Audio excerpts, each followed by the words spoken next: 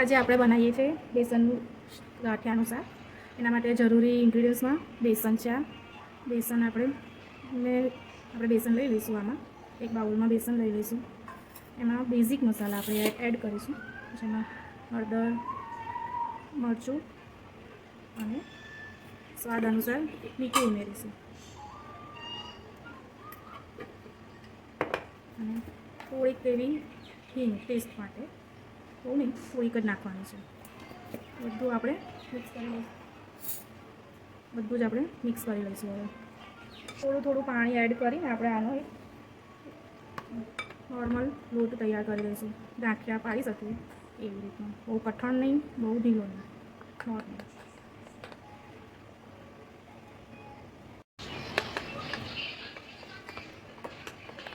Consistency તમે જોઈ શકો છો. આ પ્રકારની થોડીક હોવી જોઈએ, એટલે ગાંઠિયા સરસ ઇઝીલી પડી જશે. આપણે બહાર દેવાની બહુ જરૂર નહીં પડે. ચલો હવે આપણે વઘાર કરી અને સાઈડ પર કરી દઈએ. હવે એડ કરીશું તેલ. તેલને થોડુંક ગરમ થવા દેવાનું, ત્યારબાદ એમાં આપણે વઘાર કરીશું. તેલ સરસ ગરમ થઈ ગયું છે. એમાં આપણે વઘાર કરીશું. અને રાઈ, જીરું, હિંગ, લસણની ચટણી છે આ. તેમાં મેં મીઠું, જીરું અને લાલ મરચું નાખીને કાંદી નાખીશું. હવે આપણે આને વઘારમાં નાખી દઈશું.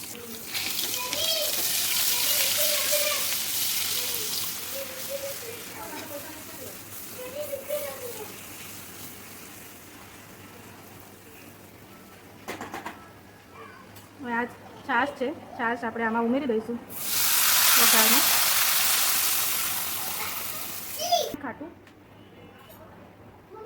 ખાટું દહીં છે, 1-2 ચમચી પણ આમાં ઉમેરી દઈશું ખાટું દહીં, જેનાથી સરસ ખટાશ આવી જાય.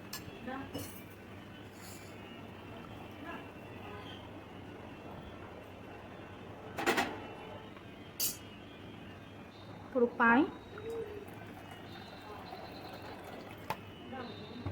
હવે આ છાશની અંદર આપણે બેઝિક મસાલા જેમ કે હળદર, મીઠું, મરચું અને ધાણા જીરું ઉમેરી દઈશું. થોડુંક મરચું આપણે ચટણીમાં ઓલરેડી હતું એટલે એ હિસાબે નાખીશું. જો તમે તીખું ખાતા હોય તો તીખું કરી શકો છો. નિમક સ્વાદ અનુસાર.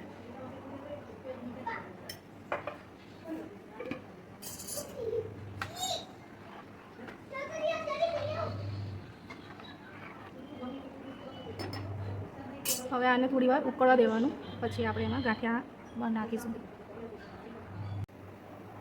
જો તમે જોઈ શકો છો, આ હવે ઉકળી ગયું છે. ગેસ ધીમો કરી દઈએ અને હવે આવો કાણાવાળો જારો લઈ લઈશું અને એની ઉપર બેસન આપણે જે મસાલો કરીને રાખ્યું હતું એને ગાંઠિયા પાડી લઈશું. એના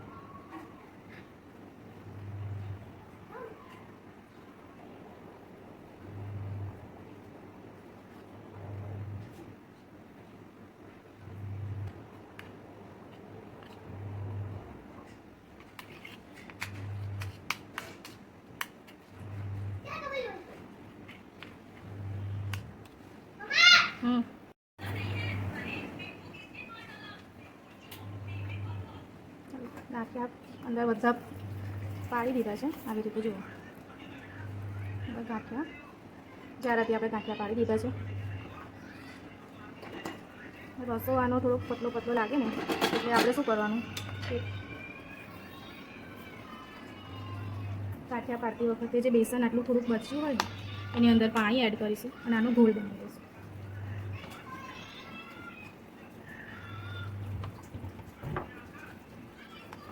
શાકની અંદર થોડુંક થિકનેસ લાવવા માટે આપણે આને મિક્સ કરી દઈશું પાણી એડ કરીને.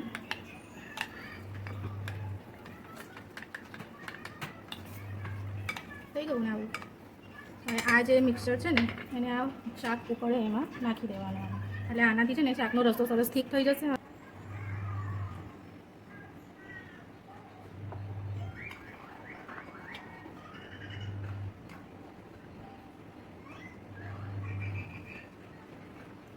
બે મિનિટ આને ઉકળવા દેવાનું, પછી શાક રેડી છે.